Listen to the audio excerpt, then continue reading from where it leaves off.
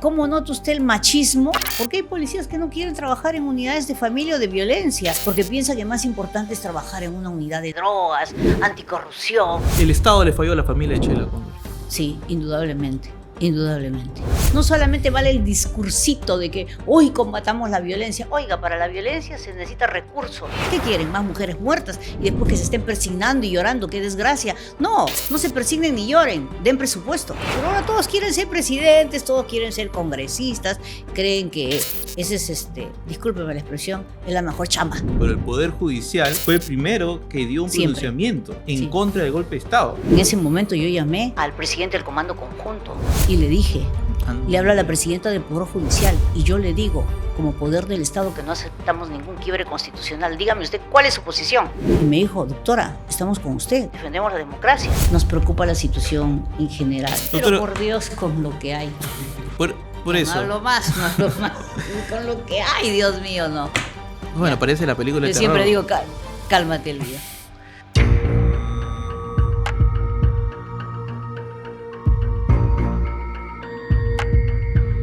Hola, bienvenidos a este nuevo episodio de Agente Encubierto, su podcast judicial favorito. Soy Rodrigo Cruz y hoy tenemos una invitada especial, la jueza suprema Elvia Barrios. Doctora Barrios, ¿cómo está? Buenas tardes, ¿qué tal? La doctora Barrios ha sido la primera presidenta del Poder Judicial mujer y con ella queremos hablar un tema que nos ha tocado a todos, creo, a todo el país, con esta dramática situación que son la violencia contra la mujer, demostrada en un caso tremendo. El feminicidio de la joven Sheila Cóndor. Doctora, ¿cómo usted procesó esta noticia? Bueno, en realidad es una lamentable noticia que nos afecta fundamentalmente a las mujeres y también al sistema de justicia, porque pese a todos los esfuerzos que nosotros hacemos, ¿no?, para que los que están dentro del sistema de justicia administren justicia con enfoque de género, vemos que avanzamos, pero también hay retrocesos. Y es lamentable que en este caso haya sucedido eso con una joven, ¿no? Mucho más cuando hay un antecedente por parte del presunto autor. Y mucho más porque estamos hablando pues que ha sido un policía quien claro, tomó eso. Peor todavía porque es alguien que inspira confianza en cualquier ciudadano y mucho más en una jovencita. Y es un policía. Entonces la pregunta es, ¿qué formación tiene ese policía? ¿Qué cosas se le está suministrando en la escuela policial para que salga a la calle y para que pueda desarrollar su función, ¿no? O en una unidad policial. Y sobre todo, ¿cuál es el sistema de selección que tiene la policía? ¿Cómo está priorizando no la evaluación de los conocimientos que pudiera tener para ser capacitado, sino, oiga, una evaluación psicológica? Eso es importantísimo. Ahora, y no solamente que ha sido el policía, sino también que la familia acudió a la comisaría y no recibió la atención que merecía en ese momento para atender esa emergencia. Eso es falta de enfoque de género que nosotros siempre hemos dicho. O sea, visibilizar que si la mujer desaparece es porque se fue con la pareja o porque debe estar con el noviecito, y el policía tiene que pensar que cuando hay una denuncia, no pensar que se ha ido con el enamorado o se ha ido a una fiesta o se ha ido de farra. Eso fue lo que le dijeron a la madre. Lo que tiene que pensar el policía es, oiga, primero tiene que pensar, puede pasar algo con esta jovencita, y después ya si quiere pensar en lo otro, pero después de que había hecho una actividad investigativa, mínimamente. Hoy el policía, cuando tiene enfoque de género, es decir, es una joven que no sale así nomás, que la madre viene desde una distancia muy lejana, que tiene un trabajo y que ha sido, o sea, no se comunica con nadie, llama sospecha, pero no, váyase y regrese después. Yo creo que eso es un error, esa es la falta de enfoque de género, es falta de capacitación de la policía. Pero también, ¿sabe qué? Permítame decirlo, y aquí aprovecho este medio, es la falta de una estrategia positiva, adecuada, para que los policías investiguen este tipo de delitos. Porque hay una alta rotación policial. Se capacita un grupo de policías porque el Poder Judicial lo hace, colaboramos con ellos y ellos también reciben capacitación. Y de ahí se les capacita y los cambian permanentemente. Claro. Y además, ¿cómo nota usted el machismo? Porque hay policías que no quieren trabajar en unidades de familia o de violencia, porque piensan que más importante es trabajar en una unidad de drogas, anticorrupción, que esa es su razón de ser. En cambio, si te vas a violencia o familia, hoy te estás ahuesando. Esa es la terminología que usan y eso es un craso error. Antes de adentrarnos más en este tema, doctora, de hecho, la doctora Barrios es una de las juezas supremas que más brega precisamente por el tema de justicia de género desde el Poder Judicial. De eso también me gustaría hablar más con usted, doctora, más adelante. Pero regresemos a ese momento, ¿no? Cuando el país conoció este caso de Sheila Cóndor. ¿Qué fue lo primero que se le pasó por la mente cuando se enteró de lo que sucedió, doctora? Lo primero que me pasó por la mente es qué está pasando en el sistema de justicia, en el servicio de justicia que brindamos. ¿Qué está sucediendo con fiscales, con jueces, con la policía? ¿En dónde estamos fallando? ¿Y esto por qué? Porque respecto de este caso hay un antecedente. Y el antecedente es que este señor, este policía fallecido, tenía ya una denuncia en Lima Norte. Y acá de violación también. También por delito de violación. Y acá viene mi preocupación. Y se asienta en lo siguiente, fíjese. Nosotros tenemos un sistema especializado de justicia que se llama SNEG. ¿Qué significa esto? Que así como hay un sistema anticorrupción que lucha contra los delitos, contra la corrupción, creado especialmente por jueces, por fiscales que están capacitados en corrupción. Que en el caso como Lavajato, etcétera. Hay un sistema especializado que se llama SNEG, Sistema Nacional Especializado de Violencia. Y este sistema especializado lo tenemos en 8 distritos judiciales. ¿Cuál? Dentro, Lima Norte, donde sucedieron estos hechos, la jueza, la fiscal, son parte del sistema nacional especializado que se entienden, están capacitados y los hemos capacitado con perspectiva de género para que apliquen estos, digamos así, estos protocolos que tenemos nosotros de actuación cuando hay un hecho de esta naturaleza. Claro, acá el escenario se desarrolló en la policía, pero hay un hecho previo como el proceso penal que tiene o que ha tenido este señor y otros 2 policías vinculado a actos de violación, que lógicamente nosotros estamos monitoreando para ver dónde es que tenemos que, digamos así, afianzar la capacitación de los jueces. Pero ¿sabe cuál es el gran problema que tenemos? ¿Cuál? El gran problema que tenemos es que en todo este sistema especializado, como es un sistema especializado nuevo, solo en 8 distritos, no hay jueces titulares. Todos son supernumerarios, ni siquiera provisionales. Supernumerarios, abogados que han pasado una capacitación y los seleccionamos y ingresan ahí. Y por eso es que tenemos nosotros que afianzar y lograr que hayan magistrados titulares. Y esa es la labor de la Junta. La Junta se ha dedicado a ratificar a jueces, a hacer medición de desempeño, ha nombrado unos cuantos, pero no han nombrado los que realmente debe. Podía haber nombrado más. Y esa es la exigencia que hoy tenemos. Profundicemos ahí, doctora. ¿Por qué es importante que hayan jueces titulares en ese sistema especializado? Para que el público entienda, porque un juez titular tiene pues mayores responsabilidades, tiene una mayor autonomía de trabajo que el juez supernumerario, que es una persona, si bien está desempeñando sus labores, pero no tiene esa independencia como si tiene un juez titular, ¿no? Claro, lo que pasa es que un juez supernumerario puede ser removido en cualquier momento. Eso. Entonces no hay la garantía de la estabilidad y eso puede afectar la independencia judicial.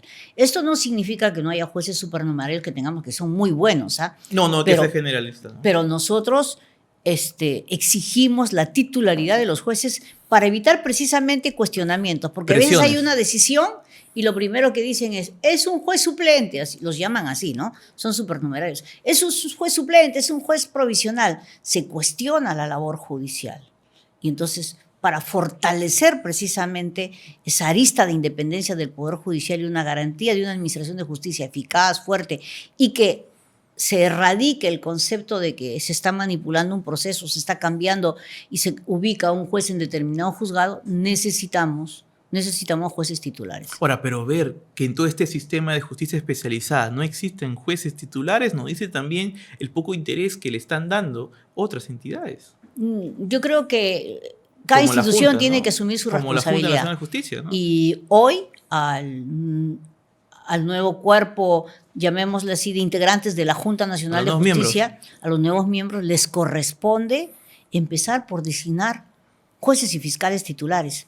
¿Sabe en cuánto se asienta la titularidad y la provisionalidad? Ya en general. En general, el 70% del Poder Judicial. En el caso del Poder Judicial, el 70% está constituido por jueces supernumerarios y provisionales. Ahora, aquí, por ejemplo, es importante lo que menciona la doctora, pero hay que traducirlo. Cuando hablamos que el 70% de los jueces en este país son supernumerarios o son provisionales, eso quiere decir que el sistema está en riesgo porque estos jueces, sin caer en meter a todos en el mismo saco, pero hay una gran posibilidad de que la mayoría de estos jueces no tienen estabilidad, son removidos en cualquier momento. Son más proclives también en caer casos de presiones por corrupción. También hay algunos casos en los que hemos advertido eso. Hay que decirlo. Ahora, volvamos al tema de feminicidio, doctora. Usted me menciona el lado de los jueces, pero también hay toda una cadena que falló. Este policía, Darwin Condori, había sido denunciado, habían ido a la comisaría, a la familia, a presentar su denuncia, ¿no? Por la desaparición, no la atendieron. El momento de cómo ingresan a la escena del crimen los policías. Ese es un caso, doctora, que nos describe todo Este es un caso que nos describe dramáticamente lo cómo es que hay algunos casos, porque hay otros en los que sí se actúa bien, también hay que reconocerlo, hay que establecerlo, cómo es que dramáticamente pueden darse en algunas circunstancias que realmente afectan totalmente los derechos fundamentales de las mujeres. Encima de que la violencia afecta a los derechos fundamentales, imagínense esa revictimización, ¿no? Porque el sistema de justicia no actúa bien. El Estado le falló a la familia de Sheila Cóndor. Sí, indudablemente, indudablemente.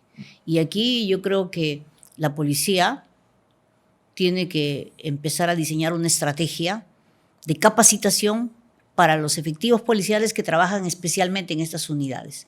Ojo que hay comisarías de mujeres que son muy buenas y están lideradas por muy buenas oficiales, pero no hay eso en todo el país. Y entonces en todas las dependencias policiales tiene que haber un personal que esté capacitado y que atienda esa área tan sensible. Doctora, ¿por qué es importante eso? O sea, ¿por qué es importante para que la audiencia sepa, ¿no? Mire, primero tenemos que empezar por lo siguiente. Hay un problema de salud mental en la sociedad. Y después del COVID eso se ha acentuado. Y entonces, ¿qué requerimos? ¿Qué requerimos? Curar ese problema de salud mental. Pero este problema de salud mental también afecta mucho más, aunado al patriarcado, al machismo que existe, afecta mucho más a las mujeres. Somos más del 50% de la población y la violencia se extiende cada vez más hacia las mujeres. Nosotros pensamos que hemos avanzado, pero el reporte estadístico, la data estadística advierte que cada vez hay más casos y más denuncias por violencia. Y es que tenemos una sociedad enferma. Vivimos en una sociedad en donde el conflicto, la litigiosidad, la pelea es el día a día. Y eso parte desde las propias autoridades, porque usted se encuentra con un poder legislativo en donde no todos, pero un gran número significativo, o sea, se agrede, se insultan, o sea, no hay respeto. O sea, mire el ejemplo que dan, claro. El ejemplo que se da. Medios de comunicación que también hay veces en esa línea no contribuyen a fortalecer la educación de los seres humanos ni el trato entre los seres humanos. Ya Entonces ya esto parece una pugna. O sea, usted ve una trinchera. Estos medios defienden a este sector y estos medios atacan a este sector. Si no estás conmigo, estás contra mí. Y mire usted el lenguaje que se usa. Procas. Claro.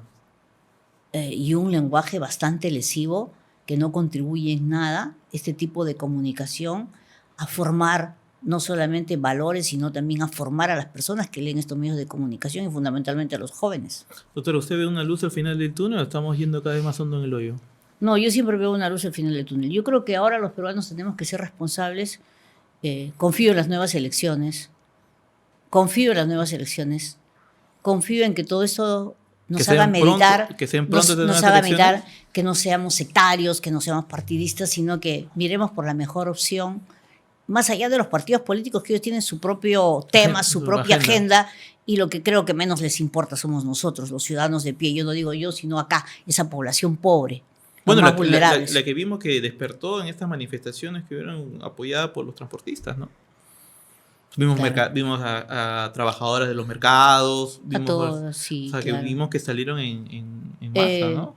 Los primeros días de protesta. Yo creo que tenemos que trabajar mucho, fundamentalmente educando, y en esta línea ahora que se vienen las próximas elecciones es dirigirse a aquella población, a aquellos sectores que tienen menos posibilidades para que hagan un voto no visceral, sino un voto con responsabilidad, pero, doctora, pensando en el futuro del país.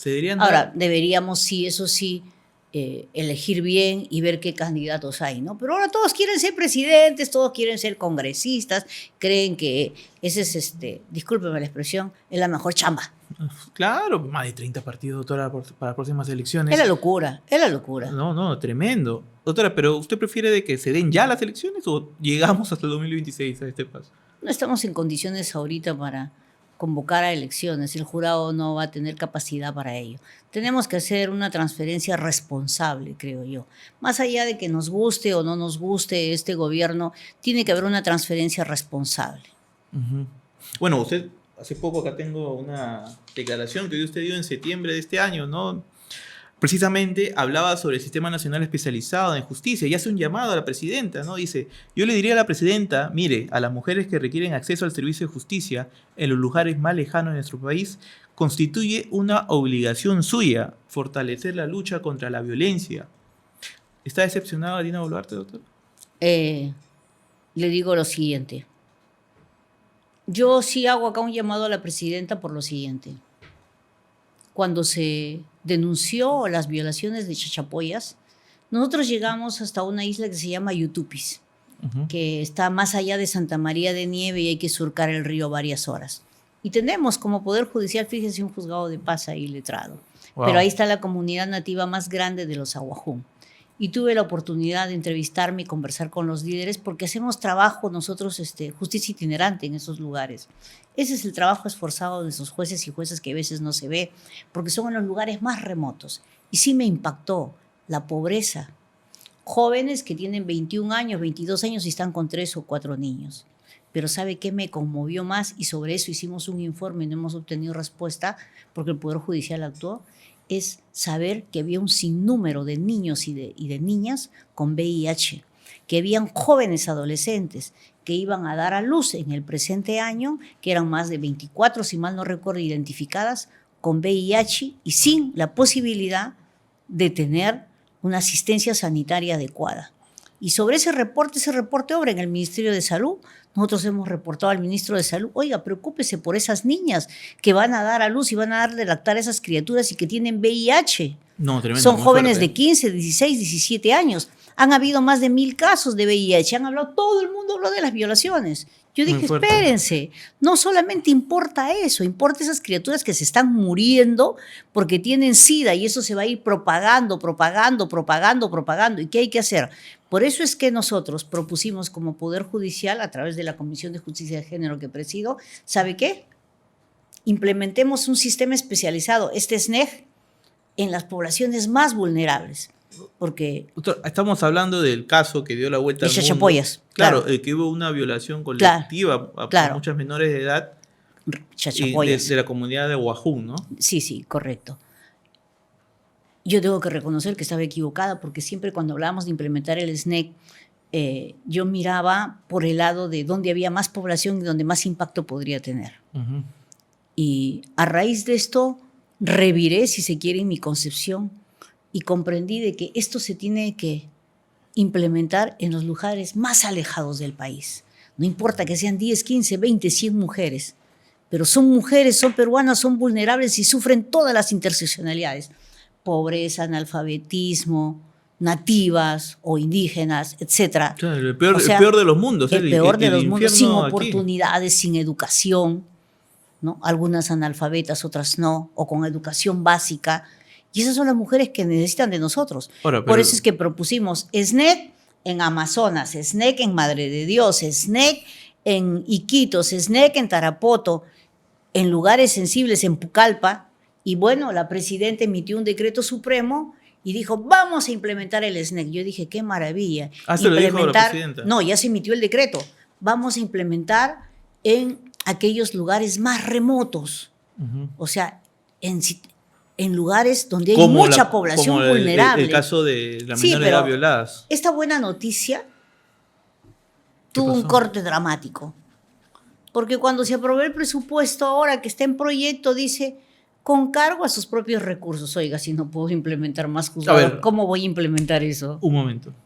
El Sistema Nacional Especializado de Justicia, SNEG, obviamente, por lo que usted me está comentando, doctora, necesitaba para implementarse precisamente en esas comunidades que requieren una atención urgente de justicia, llevar al Estado donde ellas, porque el Estado no solamente pues, es agua potable, su título de propiedad, no, es también llevar acceso a la justicia. Exacto, no hay una sociedad viable sin que el ciudadano tenga acceso a la justicia. Uh-huh.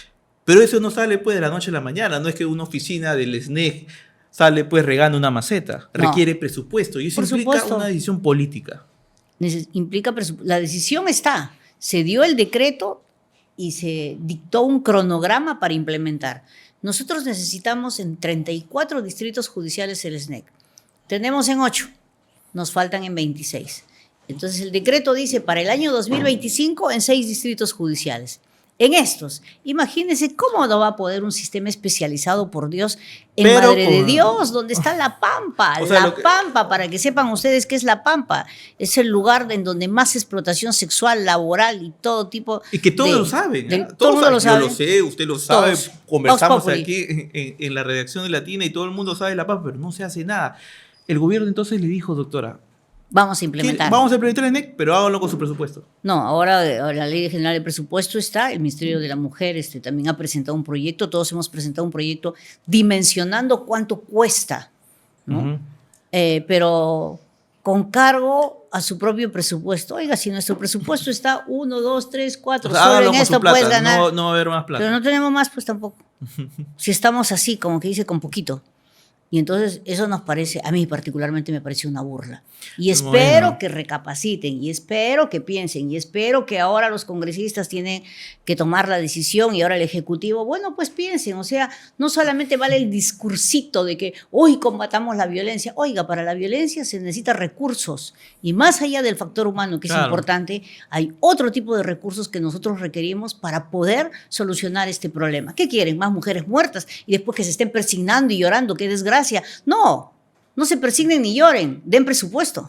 Bueno, y de hecho, yo sé que pertenecen a pliegos presupuestales diferentes, pero el gobierno ahora se ha embarcado con la compra pues, de más de 20 aviones de guerra que van a gastar decenas de millones de dólares.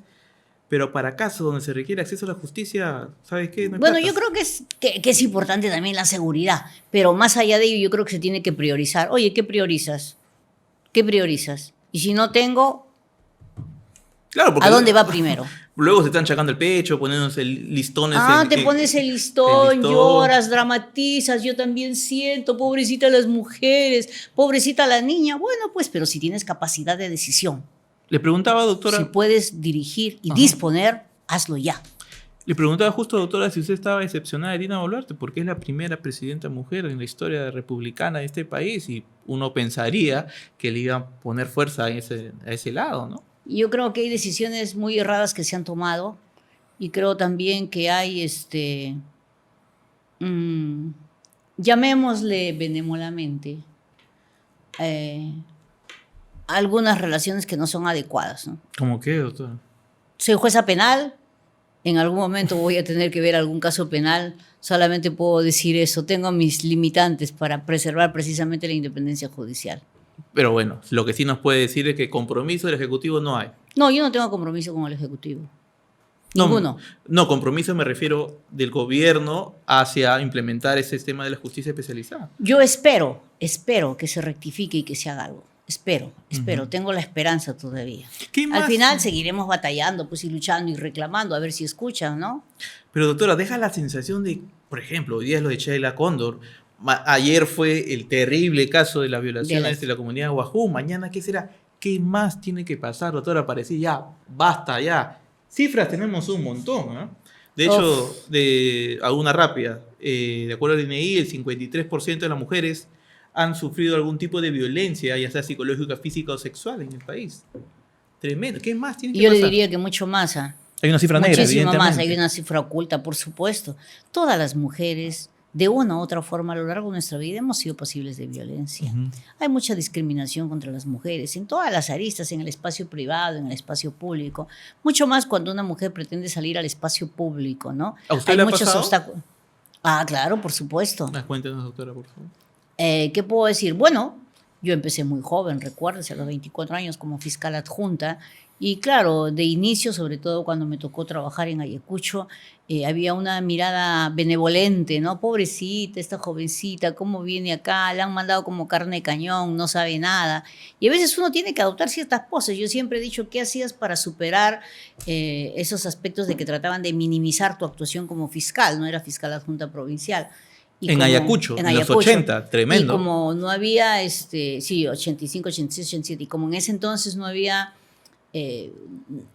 crearon una fiscalía, no había un fiscal provincial, nadie quería asumir, a mí me pusieron ahí como fiscal provincial encargada en ese entonces, ¿no? Y siempre la autoridad policial pues trataba de minimizar tu trabajo, entonces tú lo que tienes que hacer es, Plantarte. en buena cuenta, masculinizarte, engolar la voz, ponerle fuerza, ¿no? Dentro de lo posible para que te traten como se debe. O sea, sí Los sintió ese esfuerzos sesgo, de la claro. mujer son superiores a los del hombre para trabajar en ciertos escenarios de decisión, de poder. Y claro, y también está desde el otro lado, ¿no? El que minimiza ese tipo de punto de vista como el que usted tiene, ¿no? Por ejemplo, hace poco conversábamos con la presidenta del Tribunal Constitucional, aquí también Agente Encubierto, y ella es una de las personas que dice que está en contra de la figura del delito de feminicidio, ¿no? Ella lo engloba más como homicidio, dice, no, al feminicidio no pasa nada.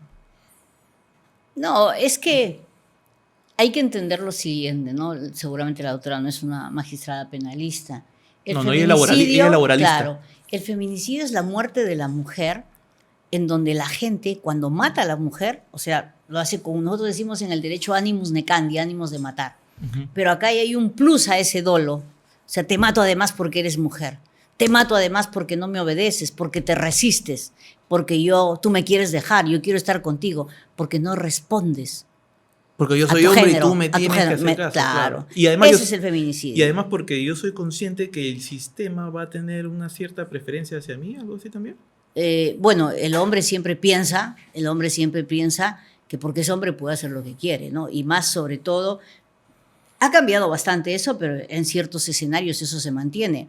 Me debes obediencia, soy tu esposo o soy tu pareja. Yo soy el hombre de la casa. Claro, yo soy el claro. hombre de la casa. En esta casa se hace lo que yo quiero, en esta casa se hace lo que yo digo.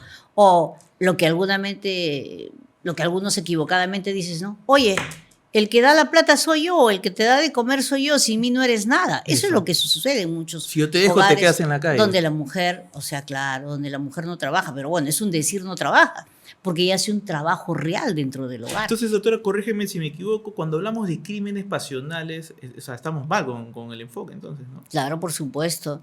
No. Digo, no, la mató porque es un crimen pasional. Eso es una forma de, ¿cómo se llama?, de minimizar la actitud del hombre, su machismo, porque en el fondo estás diciendo pasional, por la pasión, el pobre hombre se dejó obnubiló. llevar por sus No. Ese es un crimen contra el género. Ese es un crimen que advierte machismo, dominación, posesión. Ese es ese crimen. Claro, por ejemplo, en el caso de Sheila Cóndor está claro. Mire, ¿se acuerda usted el caso de Amy? Porque nosotros tenemos diferentes tipos de feminicidio. A ver. El íntimo, el no íntimo y por conexión. El feminicidio íntimo es cuando ha existido o existe una relación sentimental. El no íntimo es cuando no ha existido ningún tipo de relación sentimental y el feminicida simplemente ataca, mata porque no accede. Caso. Por ejemplo, el caso de la jovencita esta Amy Ágreda, donde ese sujeto le echó gasolina y la quemó. En el transporte público. En el transporte público. Claro. La jovencita nunca tuvo ningún tipo de relación con él. Él se sentía enamorado de ella, simplemente que ella no accedía. Ese es un feminicidio no íntimo. Y un feminicidio por conexión es aquel que se comete cuando hay una tercera persona que interviene. Y el caso más, el ejemplo.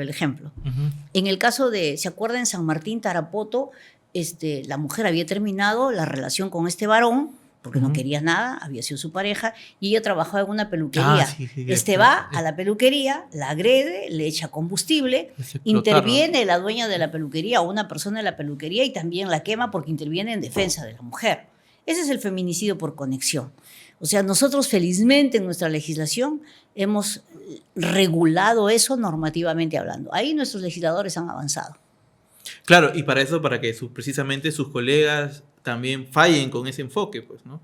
Y capacitamos en ese sentido.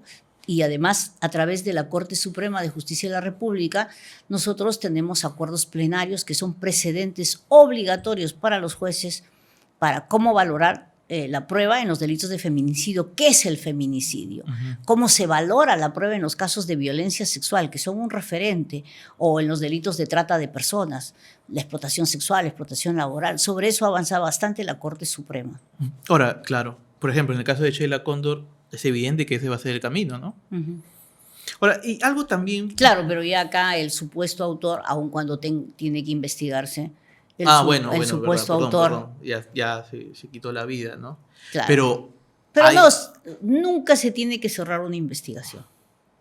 Jamás se tiene que cerrar una investigación bajo la hipótesis de que él podría ser el único autor. Tiene que investigarse quiénes más ingresaron a ese domicilio, quiénes pudieron haber participado en el descuartizamiento de la joven o quiénes tuvieron conocimiento del hecho, porque pueden haber otros delitos conexos. Todavía hay mucho que investigar. Bueno, la familia ha un caso denunciado, no se cierra así por así. La familia Eso es falta de conocimiento. La familia ha denunciado que Darwin Condori, el policía, recibió apoyo de sus colegas. Así que la investigación por ese lado tiene que darse, ¿no? Claro. Porque es tremendo lo que pasó. Y no solamente... Es que a nadie le cabe en la cabeza, hablando así literalmente, es que a nadie puede concebir cómo ha sucedido esto y cómo es que la policía ha actuado de esa manera. Y todavía, y fíjese, hablan de que la policía tiene capacidad investigativa. ¿Qué capacidad investigativa, por favor? Tenía, que es diferente. Y desde que ya el Ministerio Público conduce y dirige la investigación, ya han pasado como 20 años. Ya no hay policías que se han dedicado a la actividad investigativa, son muy pocos. Los antiguos que quedan, la nueva jornada de policías tienen otra especialización. ¿Y qué quieren? ¿Volver a empezar de cero? Por Dios. Bueno, hoy el Congreso le ha dado a la policía, le ha retornado a la policía las facultades de investigación para que esté a cargo del proceso en la parte de investigación preliminar. Doctora, ¿cómo ve esta situación? Evidentemente no está a favor. Yo creo que es un franco retroceso y es un desconocimiento de lo que significa la reforma procesal penal. Ellos se están basando en algunas actividades procesales que han habido que quizás no han dado los frutos que se han esperado para decir que el sistema no funciona. Espérese un momentito. El sistema es bueno, es uno de los mejores que hay y que se aplica en toda América Latina y en todos los países de América. No es un sistema que ha sido sacado acá de la manga, ¿no? Bueno, el argumento básicamente ha dicho, lo que pasa es que los fiscales no investigan, los policías son los que investigan. Básicamente ese es el argumento. Claro, pero esos argumentos no sirven para hacer toda una reforma procesal penal. ¿Cuántos años nos ha llevado implementar el nuevo modelo procesal hasta que llegue a la ciudad de Lima? ¿Sabe cómo hicimos esa reforma? Empezamos esta reforma, decíamos una reforma a dos aguas. Se va a implementar gradualmente, de distrito judicial en distrito judicial, hasta que por fin llegue al distrito más grande, que es Lima. 17 años nos ha demorado implementar la reforma y todavía tenemos debilidades, ¿ah? Porque los jueces, algunos siguen patrones antiguos y por eso es que tenemos estos juicios largos. Tenemos debilidades. Y entonces 17 años, ¿qué? Y ahora vamos a retroceder 17 años atrás para volver a empezar. Ese es un gran error. Con todo el problema de criminalidad organizada, es un gran error. En donde tienen que hacer es potenciar la capacidad investigativa de los fiscales, nombrar fiscales titulares, porque también provisionales creo que son el 80%. Bueno, y no solo eso, le han bajado el estándar a las casaciones también, así que ustedes la han... No, sí, ahí estamos con una enorme carga y tenemos que hacer un paquete normativo ahí y salir a trabajar y a dar, como se dice, duro al Congreso para decirle, oye, apruébame esto si quieres que mejoremos. Bueno, la reflexión es que el Congreso no está aprobando leyes en favor de la ciudadanía, sino a favor de... Lamentablemente, tengo que decirlo, o sea, las leyes que se han dado no son las mejores. Yo creo que hay un desconocimiento de cómo funciona el sistema de justicia. Pero ¿sabe qué es lo peor? Que todo esto se hace sin pedir opinión al Poder Judicial. ¿Desconocimiento? Creo que lo mínimo que tendría que hacer es pedir una opinión al Poder Judicial y cuando se trata de una reforma sustancial, invitar no solo al fiscal de la Nación o al presidente del Poder Judicial, sino a un equipo especializado. Los colegios de abogados que tienen algunas eminencias ahí dentro de sus cuadros podrían acudir también para opinar. O sea, no se trata de modificar por modificar. Doctora, pero es como ¿usted ve una intención ahí detrás? Porque, o sea, ¿es ignorancia o es interés particular? Recordemos que esta ley en su mayoría son propuestas, por ejemplo, como personajes como Waldemar Cerrón, que tienen a su hermano prófugo de la justicia. ¿Sabe qué se está haciendo? Implosionar el sistema democrático de dentro, por Dios. Así no se afirma democracia, así no se afirma valores ni Estado. ¿Qué estamos haciendo? Doctora, ¿usted ese es el legado que nos van a dejar. Y seguro a lo mejor mañana me acusan constitucionalmente y saldré a defenderme. Pero así no se fortalece el sistema democrático. Yo creo que hay todavía muchísimo que hacer. Tiene que haber una gran responsabilidad. Hay algunos proyectos que han sido muy buenos, pero que han sido dejados de lado. Doctora, ¿pero qué hacemos, doctora? O sea, le escucho y siento también su insatisfacción, ¿no? Su hartazgo. Estamos llegando a un momento que ¿Esperamos elecciones o armamos un Espartaco acá y hacemos la revolución? No tanto. Lo peor es tener esas reacciones. Yo creo que siempre hay que ser mesurado. Cuando estaba el expresidente Castillo y había un conjunto de medidas que todos cuestionábamos, yo pedía Consejo de Estado. Y algunos me decían, oiga, ¿cómo pide usted como presidente del Poder Judicial Consejo de Estado si el Consejo de Estado no existe? Bueno, era ignorancia, ¿no? Momento. Porque per se existe. Yo me acuerdo, yo estuve en ese momento cuando Castillo dio su golpe de Estado, y corrígeme si me equivoco, doctora, pero el Poder Judicial fue el primero que dio un pronunciamiento en contra del golpe de Estado. Sí. Regresemos a ese momento, doctora. ¿Cómo fue? ¿Quiere que le confiese un pecado? Estaba con COVID.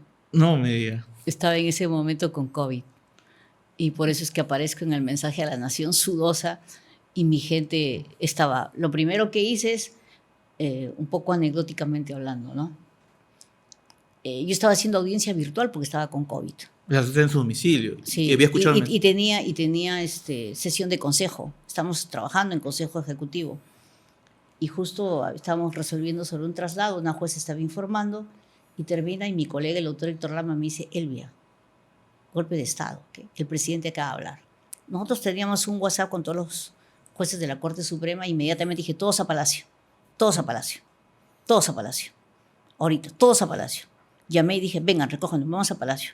Llamé al secretario, llamé al doctor Sheckley, le dije, saca todos los cuadernos que tengan de investigación, sácalos de ahí. Llamé a la doctora Inés Villa, por favor, saca todos tus soportes informáticos. Lo que pasa es que yo he sido jueza anticorrupción, juzgué a Montesinos durante muchos años, visto, entonces había visto el tema del golpe de Estado y mentalmente me imaginé que iba a pasar lo mismo, ¿no? Y entonces dije, ahorita vienen a detenerme, lo mejor es que esté en Palacio de Justicia. O sea, quería que sacaran todos los expedientes, las cajas del que estaban en los juzgados. Lo más importante, que lo saquen de Palacio de Justicia y lo guarden. De hecho, que hay videos donde se nota que los llevan y los guardan, ¿no? A Palacio de Justicia. Saliendo de Palacio de Justicia. Entonces yo me fui a Palacio porque yo estaba en mi casa haciendo mi COVID, ¿no? El proceso covidiano. Es tremendo, la primera vez que cuenta esto. Así que sí, primera vez. Me fui inmediatamente a Palacio de Justicia. Llegué rápido, los jueces se me acercaban, Elvia, atrás, yo atrás con mi mascarilla, atrás, porque no se me podían acercar porque estaba con COVID. Inmediatamente mensaje, llamé, sí, en ese momento yo llamé al presidente del Comando Conjunto y le dije, le habla a la presidenta del Poder Judicial y yo le digo, como poder del Estado, que no aceptamos ningún quiebre constitucional, dígame usted, ¿cuál es su posición? Y me dijo, sí, lo pueden decir ellos. Y me dijo, doctora, estamos con usted, defendemos la democracia. Llamé al de la Marina, llamé al de la FAP, llamé a todas las Fuerzas Armadas y al final me quedaba solo el general Flores, me acuerdo que era de la policía. Y yo decía, mal pensada, decía, el general es de Cajamarca, paisano del expresidente, a lo mejor con él está. Y no me contestaba el teléfono, no me contestaba. Yo en la corte nos juntamos todos los jueces supremos, hicimos sala plena sobre qué íbamos a hacer, hice mensaje a la nación. En ese momento salgo toda sudosa, en el video se nota porque estaba con el COVID. Y mis colegas, a veces yo a la distancia, por favor. Y finalmente llamo al general Flores y me contestó después de largo rato. Hablé también con William Zapata, con el presidente del Jurado Nacional de Elecciones, con el presidente del Tribunal Constitucional, y a todos los cité en Palacio de Justicia. Le dije, a las 12, todos acá en Palacio. Acá nos defendemos todo en Palacio de Justicia. O sea, se iban a trincherar en Palacio de Justicia. Sí, en Palacio de Justicia. Ya no importa, usted se imaginaba que iban a venir los tanques. Sí, todos, dijimos todos. Y William Zapata me dijo, yo tengo sesión de Congreso, termino y voy.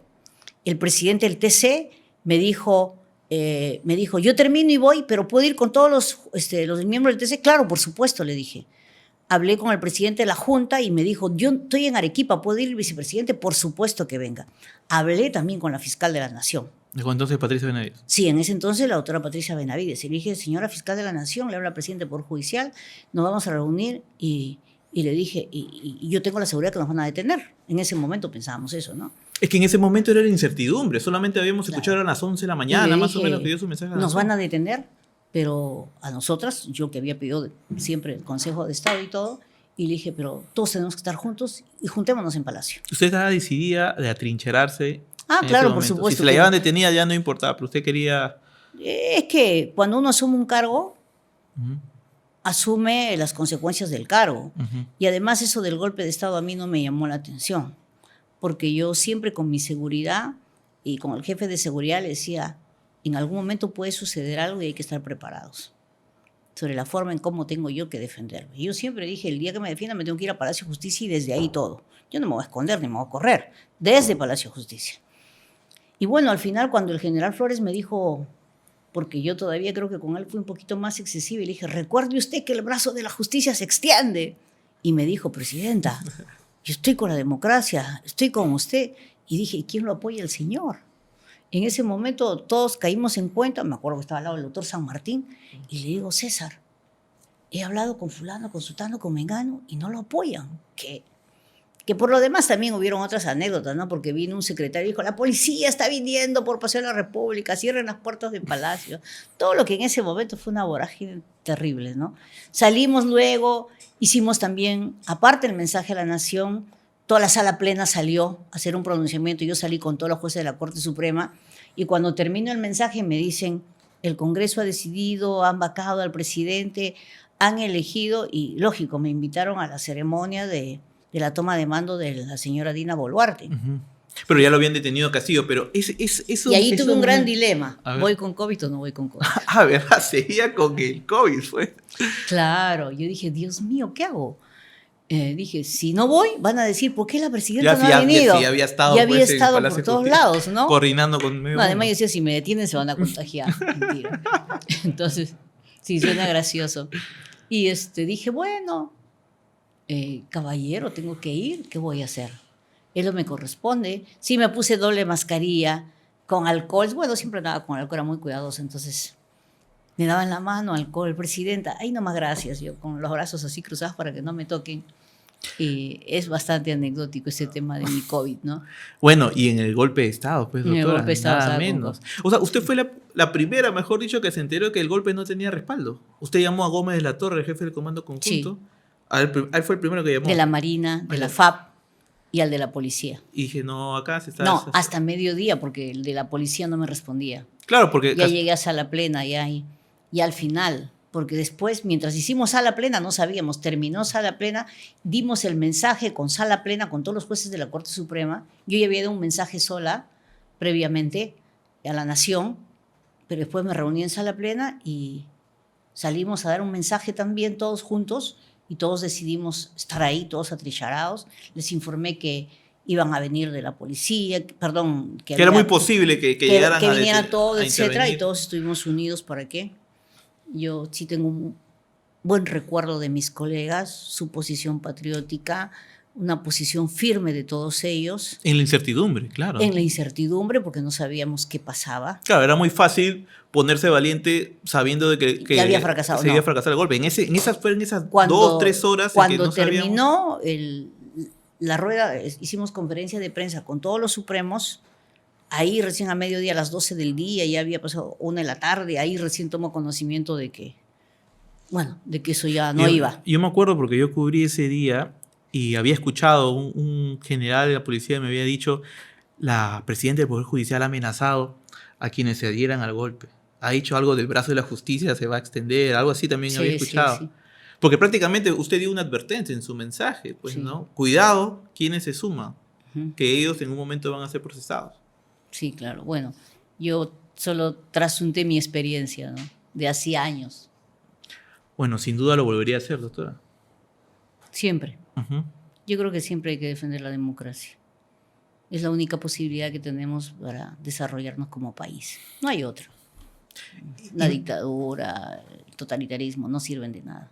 Bueno, hoy más que nunca en que pues en Latinoamérica, en Occidente, en Europa, la tendencia es pues son los autoritarismos, pues, ¿no? Sí, a La mucha gente le gusta, pero... Él va a resolver mis problemas, él tiene la solución, es la mano dura, ¿no? Pero No, mano dura sí, se necesita mano dura, No, pero pero me dentro de refiero un al- Estado me de refiero al derecho extremo, democrático. Los extremismos no son buenos. el Estado policial. ¿Y en qué terminas? ¿Ha visto en qué termina? Solamente hay que revisar la historia para ver cómo terminan. Claro. Siempre la historia se repite, es como un karma. Entonces hay que revisar cómo terminaron. Bueno, doctora, usted evidentemente 40 años ya en el sistema de justicia, ¿no? Como Ujú. fiscal y como Sí, juez. sí. ahora como ha sido presidente del Poder Judicial, nada menos. Y también le quería preguntar, doctora, así como usted ha visto muchas crisis pasar, también ha visto muchos intentos por reformar el sistema de justicia. Uf, un montón. Porque esto, hoy día escuchamos, ¿no? Hay que reformar, hay que intervenir el Poder Judicial, la Fiscalía. Con preocupación escuchamos algunos comentarios, ¿no? Sí, claro. Pero esa locura que dijeron de que hay que fiscalizar las resoluciones de los jueces y fiscales que habían propuesto, Sí, ¿no? en el Congreso crear, también criminalizar la conducta de los jueces y de los fiscales, sí. Pero Y ojo que muchos aplauden, ¿ah? Muchos aplauden esas medidas. Dicen, sí, los fiscales, los jueces. Y yo no critico ello porque yo creo que hay algo que tenemos que reconocer nosotros como Poder Judicial, Ujú. que no hemos consolidado la confianza ciudadana y que en muchas aristas hemos defraudado la confianza ciudadana. Bueno, hace un par de semanas la encuestadora Datum ha dicho que el 80% de la ciudadanía desconfía de la Fiscalía y el 77% en los jueces. Y, claro, es la percepción, ¿ah? Ujú. ¿No es? Pero también hay algo que es real. Es que nunca se nos ha reconocido aquello que de positivo hayamos hecho. Fíjese, si ustedes revisen América Latina, nada más acá, cerquita, Ya. Brasil, Bolivia, Chile, México. ¿Cuántos casos de corrupción han habido? Un sinnúmero de casos de corrupción. Sí, claro. ¿Cuántos presidentes tiene usted procesados? Bueno, no hay, pues Perú ¿Y cuántos tiene el Perú? Bueno, tenemos una cárcel, O sea, la única cárcel en fíjese el mundo, creo que, cómo donde actúa solamente el sistema alberga de justicia, presidentes, y no solamente con presidentes, ¿ah? Sino también con ministros de Estado, con un sinnúmero de personajes políticos que están procesados. Y no es que el sistema sea persecutor, es que simplemente actuamos sobre la base de una evidencia que nos presenta el Ministerio Público. Ahora, de que en algunos casos puedan haber casos en que tienen que ser absueltos, bueno, siempre ello es posible, ¿no? Pero Bueno, también ha tenido sus logros el sistema de justicia. Así que no hay que denostarlo totalmente. Bueno, eso... ¿Qué nos falta? Por favor. Hoy día justo teníamos la exposición de los planes de gobierno de los candidatos a la presidencia del Poder Judicial que el próximo jueves 5 elegimos. Y bueno, los 3 candidatos que tenemos han sido consecuentes, han hecho un diagnóstico de la realidad judicial porque cada uno tiene su particular punto de vista. Pero ¿sabe cuál es el gran problema del Poder Judicial? La falta de celeridad en los procesos. O sea, si ponemos en escala, es la falta de celeridad.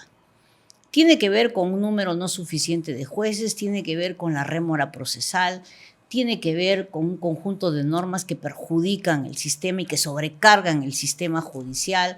Por ejemplo, esa famosa ley que todo sube a la Corte Suprema, etc.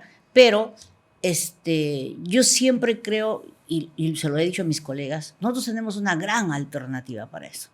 Y es el gran desafío del futuro presidente del Poder Judicial. ¿Cuál? Y es el desarrollo del expediente judicial electrónico. Eso lo vengo escuchando hace muchos años, doctora. No, son 2. Nosotros tenemos un proyecto que desarrollamos in-house, en casa, que hacemos expediente judicial electrónico. Ahora presido yo esa comisión. Tenemos más de 1,5 millones de expedientes que se desarrollan electrónicamente. Ya, yo me acuerdo, el doctor Lama en su momento estaba a cargo. Esa comisión la presido yo ahora. ¿No? Entonces, este expediente judicial electrónico es un expediente judicial electrónico básico, sencillo, ¿no? Que desarrollamos nosotros con nuestros propios recursos y que son la curva de aprendizaje para el eje madre, que yo llamo eje madre. Tenemos un préstamo con el Banco Mundial y con el BID, en el ámbito penal con el BID, y en el eje no penal son las otras disciplinas con el Banco Mundial, en donde estamos desarrollando el expediente judicial electrónico. A la par que nosotros también. En civil. En todas las especialidades. Para que se haga una idea, el BID ha dado un préstamo al gobierno peruano de $200 millones para desarrollar el expediente judicial electrónico. En todas las especialidades, civil, contencioso. El BID, el Banco Interamericano de Desarrollo para penal.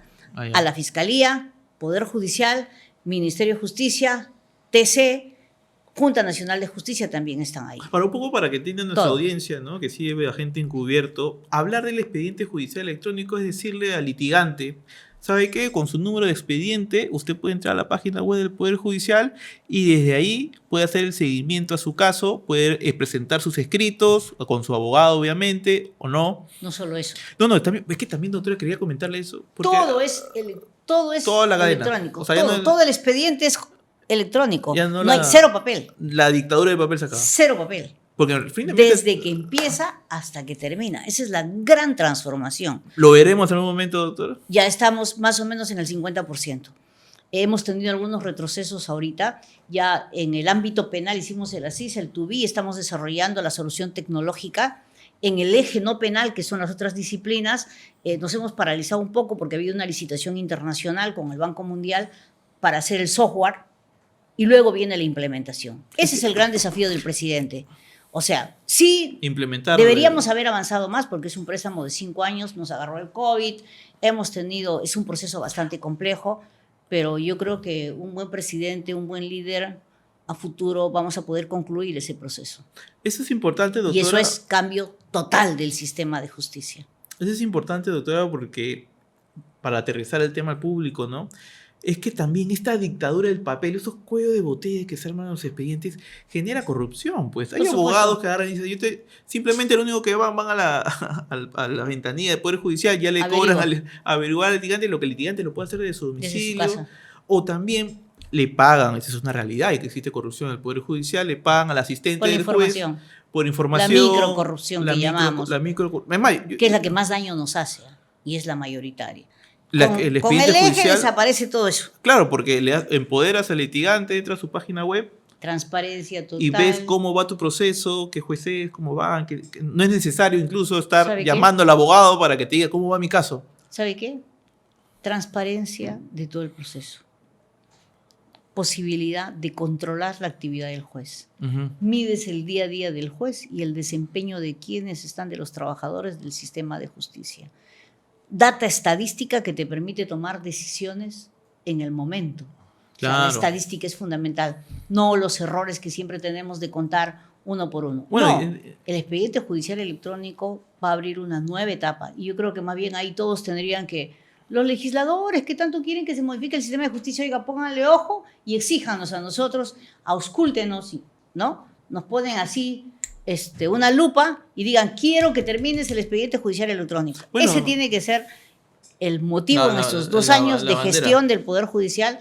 Es nuestra bandera. O sea, de aquí es un llamado al próximo presidente del Poder Judicial. No, ya lo saben, yo lo he dicho siempre y se los he dicho, y hoy día también todos han estado premunidos de eso, ¿no? El eje es el futuro del sistema de justicia. Bueno, y también por un tema ecológico, doctora, y por las condiciones de trabajo, ¿no? Uno va a un juzgado, yo hice un documental que se llamó Justicia de Papel, sí, cuando trabajaba antes en el comercio, y era dramático, pues en un juzgado... Millones de expedientes.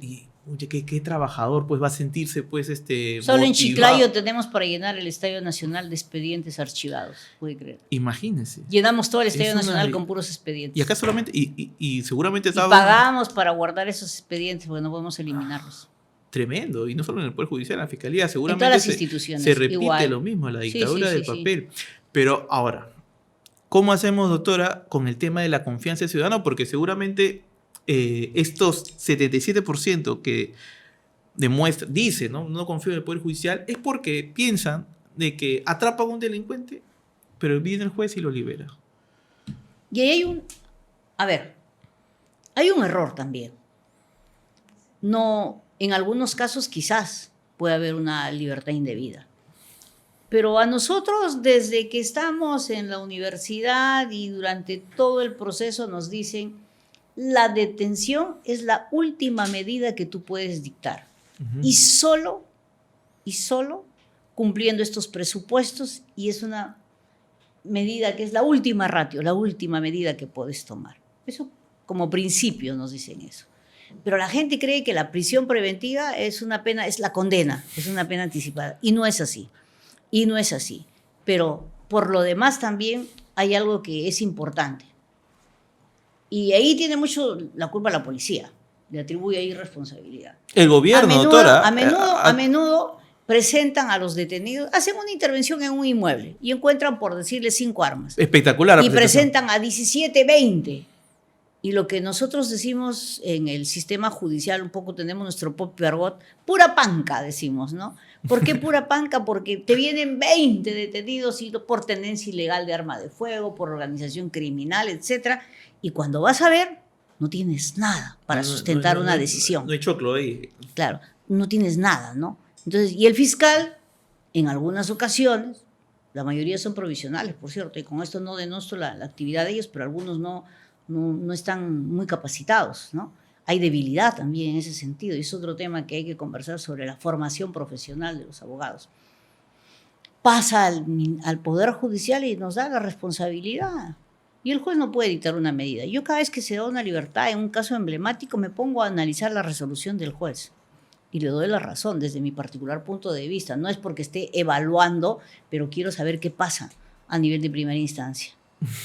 Y entonces también hay eso, ¿no? Se hace mucha luz sobre un espectáculo, sobre una intervención, cuando en realidad de fondo no hay mucho. Bueno, tiene que haber una gran responsabilidad para investigar. Bueno, todos los 28 de julio escuchamos al presidente, en este caso Dina Boluarte, decir, hemos detenido a más de 80.000 personas este año. ¿Y cuántos están presos? Ese es el tema. No, o sea, se presentan detenidos, pero no arman casos.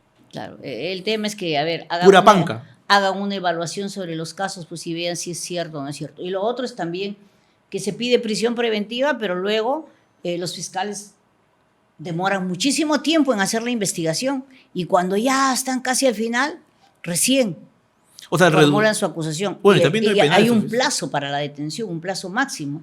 Y el juez en muchos casos no tiene nada más que dar la libertad porque se venció el plazo máximo de detención. Y el juez es el malo. Sí, pues. Hay distintas aristas, pues, cómo abordar. Y también es verdad, doctora, tenemos un gobierno que trata de exculpar su responsabilidad, sí, echándole la culpa al Poder Judicial, a la Fiscalía. Y un legislativo también que se complace en decir, esos jueces que liberan delincuentes. En eso, yo doy la razón cuando se dice, al juez que indebidamente, dolosamente, da libertad a una persona detenida, indudablemente que se le tiene que sancionar. Nadie está en contra de eso. Nadie está en contra de eso. En lo que estamos en contra es que sea una fórmula abierta que a todo el mundo sanciones y diga que es indebido. Eso no es así. Bueno, evidentemente, doctora, también esto es pues resultado pues de la crisis en el sistema judicial que hay por dentro, porque si bien estos mensajes, ¿no?, que da el gobierno, esto es culpa de los jueces que liberan a... Escuchaba también al fiscal Jorge Chávez Cotrina que decía, bueno, aquí también en el Congreso nos han bajado para pedir prisiones preventivas, sí. Ahora tiene que ser superior a 5 años. A 5 años. Sí, entonces ¿cómo? Y también no hay penales. Y en el delito de hurto, la pena es inferior a 5 años. Entonces, a todos aquellos que encuentras robando, tienes que darle libertad porque no supera el mínimo de pena. Entonces, es un doble discurso. Entonces, la ciudadanía debe estar alerta cuando escucha ese tipo de mensajes porque les terminan vendiendo humo, ¿no? Ayer miraba, por ejemplo, que habían intervenido a unos sujetos que robaban a los turistas, entraban al hotel y camufladamente se llevaban la maleta. Entonces decía, ese es delito de hurto agravado, pero la pena no va para prisión. A lo mejor no. Bueno, no tampoco sé, tenemos... salvo que ponga organización criminal o otro delito, qué sé yo. Claro, es que también está en la mente del ciudadano de que todo tiene que irse preso. Quiero ver al delincuente ahí sufriendo en la cárcel. Es que no hay tampoco suficientes penales. Es que hay muchísima violencia. Mire, en el año 2022, en julio expresamente, yo implementé la primera unidad de flagrancia en el Perú para juzgar los delitos de bagatela, llamémoslo así, de manera inmediata. Unidad de flagrancia, para que el público entienda, donde están en un mismo espacio. Unidad. Ministerio Público, Poder Judicial, Policía. O sea, la persona es detenida en flagrancia y pasa automáticamente a la policía, de la policía al fiscal, del fiscal al juez y sale sentenciado. Hemos tenido récord en horas, a veces menos de 24 horas, ¿no? Porque se acogen a alguna principio de oportunidad, o a terminación anticipada, digamos. Creamos la primera unidad de flagrancia y, por cierto, invité a la inauguración al presidente de la República, ahí en Natasha, en la sede, en Trujillo. Era Pedro Castillo. Y esto porque ya se veía en ese entonces toda esta forma de criminalidad que había en Trujillo. Y justo conversaba con el jefe de región y le decía, oiga, veo muy preocupada la estadística y yo creo que todos estos actos criminales, que en ese entonces acá en Lima eran inéditos, van a trasladarse dramáticamente a Lima. Si nosotros no hacemos un control y le damos a los jueces y fiscales tiempo para investigar delitos más graves, no vamos a hacer mucho. O sea, primero ataquemos estos pequeños delitos, juzgamiento rápido, y para los delitos mayores tienen los jueces y los fiscales más tiempo si no están con el tiempo sobrecargado, porque el número es significativo de casos. Además que también ahí hay una cifra que hay que investigar y que hace referencia a que el número de detenciones es infinitamente mayor al número de casos que pasan al Poder Judicial, que yo en su momento hice un llamado. Claro, impunidad. Implementamos la primera unidad de flagrancia, la segunda unidad de flagrancia. En este gobierno del doctor Arévalo se han implementado 10. Él le ha dado mucho empuje a eso. Apostado por las unidades de flagrancia. Es más, nos han dado presupuesto para las unidades de flagrancia. Dejando de lado la violencia, nos dieron para flagrancia. Y no es que el sistema sea malo, el sistema es bueno. Nosotros implementamos el sistema del mismo modelo de Ecuador. Yo mandé un grupo de jueces a Ecuador para que estén una semana y para que vean el sistema, y traje un capacitador para que los capacite acá una semana para que sean eficientes en su gestión. Pero ¿sabe qué pasa? Los fiscales no incoan proceso inmediato. No van, y tenemos las unidades de flagrancia vacías porque los fiscales no van. Entonces, ¿qué falta ahí? Compromiso del Ministerio Público. Y es verdad que ellos tienen muchas debilidades y les falta fiscales, pero tiene que haber compromiso del Ministerio Público en las unidades de flagrancia. Si nosotros no logramos eso, estaremos fracasando en flagrancia. Le un llamado a la nueva fiscal de la Nación. Claro, la nueva fiscal de la... Bueno, la nueva fiscal de la Nación, felizmente, es una mujer operativa, tiene años en el Ministerio Público. Conoce el sistema, claro. Y fundamentalmente y esencialmente porque ejerció la labor de fiscal provincial, fiscal superior, o sea, no ha sido adjunta, y eso te da cierta expertise o conocimiento, conoces la pampa, como se dice. Conoces, ¿no?, la pampa, como se dice, ¿no? Entonces yo creo que eso va a, ¿cómo se llama?, a generar en ella una reacción inmediata respecto a esto, ¿no? Ella sabe de la gran responsabilidad que tiene en el tema de seguridad ciudadana, que es uno de los grandes problemas que tenemos ahora. Uno de los grandes problemas es ese. Si nosotros no solucionamos este problema, todo el mundo vive intimidado ahora por los extorsionadores. No, estamos en todo el mundo tiene miedo de contestar su teléfono porque dice a lo mejor me extorsionan o me mandan un mensaje. ¿Usted también, doctora? Cuando camina por las calles, cuando sale, también anda con esa preocupación. Sí, ando preocupada por mi familia. Bueno, yo soy honesta, gracias a Dios por mi cargo tengo seguridad, pero me preocupa mi familia no la tiene.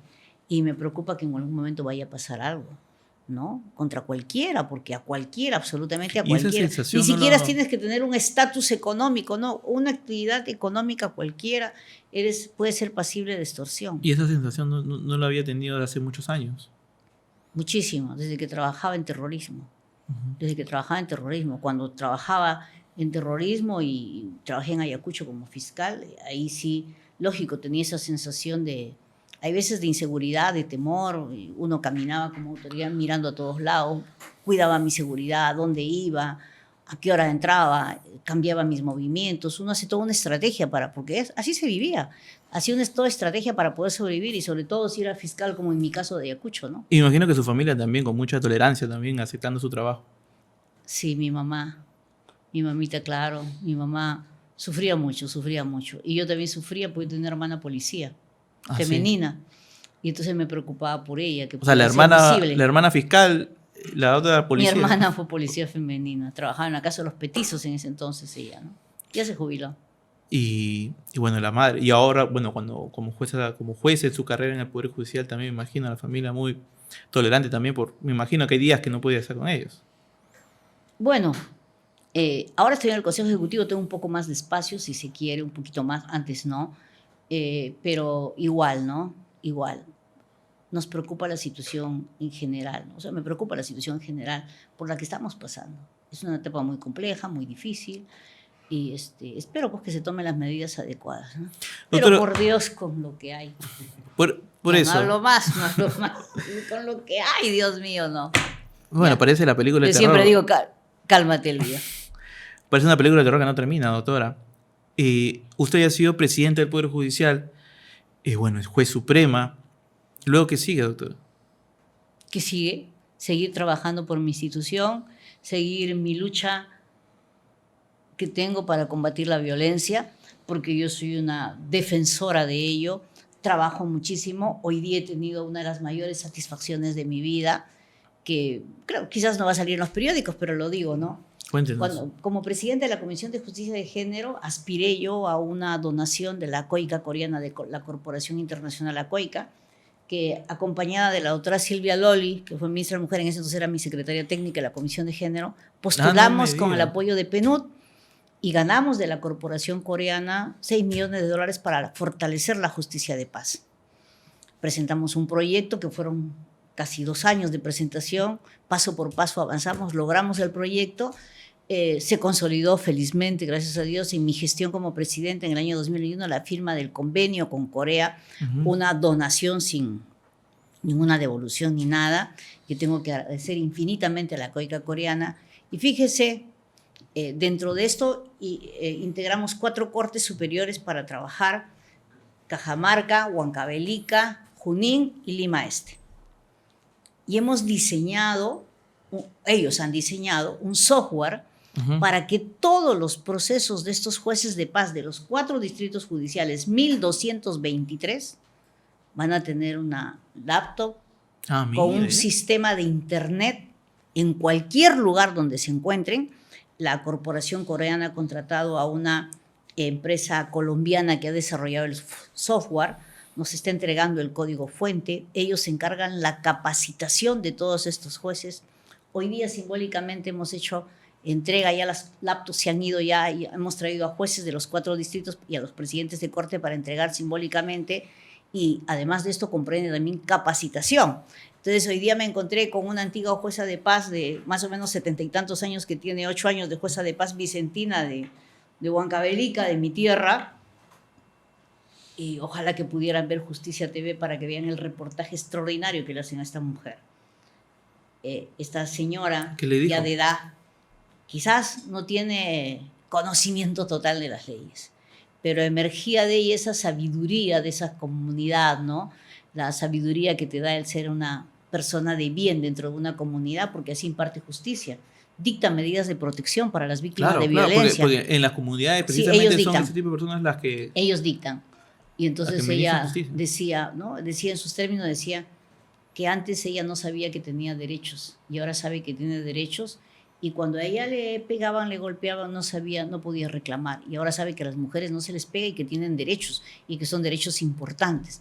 Pero también que sabe, dijo, yo sé también que hay personas, las que tienen discapacidades, los adultos mayores también tienen derecho, los padres también tenemos derecho, los hijos no se pueden avergonzar de nosotros porque somos quechohablantes, porque no hablamos bien o somos diferentes. No, maravilloso el reportaje de la mujer, pero expresaba toda la sabiduría con la que imparte justicia.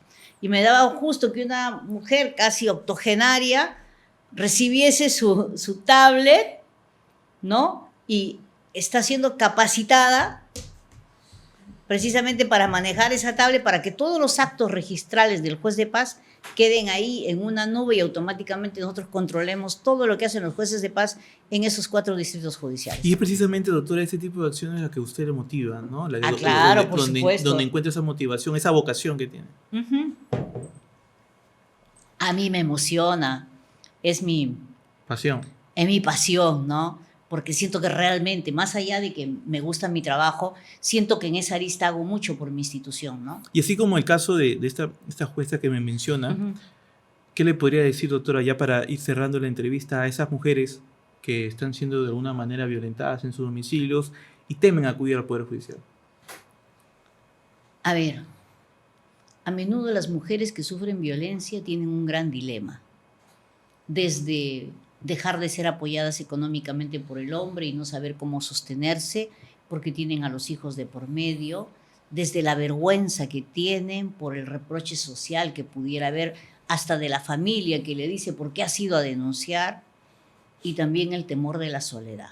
Son muchos factores que importan en una mujer y que se abstiene a veces de ir a denunciar, y porque piensa que el sistema es caro y porque cree que esto es difícil y que es complejo. Nosotros hemos desarrollado en temas de violencia expediente judicial electrónico para las medidas de protección. Eso fue mi gestión. Entonces, tienen medidas céleres, tienen medidas rápidas, y tienen medidas de protección y anímense a denunciar. No tengan miedo, no tengan miedo. Al hombre hay que pararle la mano. ¿Y cómo se le para la mano? Con una denuncia. Párale la mano. No permitas que te levante la mano. Yo te digo a ti, mujer, denuncia, no tengas vergüenza. Vergüenza hay que tener para ocultar el hecho y no decirlo. Denuncia, así. Y vas a tener una respuesta. Y si no te responden, búscame. Veré que te atiendan. ¿Cómo lo podemos contratar? No, contratar no, porque Contactar, yo lo que sí contactar. puedo, en el Poder Judicial, todo el mundo me conoce, lo que sí puedo es, si hay alguien que sufre violencia, simplemente hay un sistema de orientación a través de la Comisión de Género para que vaya y sea atendida. Claro, y hay la jueza mecanismos, resuelve hay con absoluta mecanismos. independencia. Doctora Elvia Barrios, gracias por estar con nosotros. No, gracias a ustedes. Buenas tardes, fue un gusto.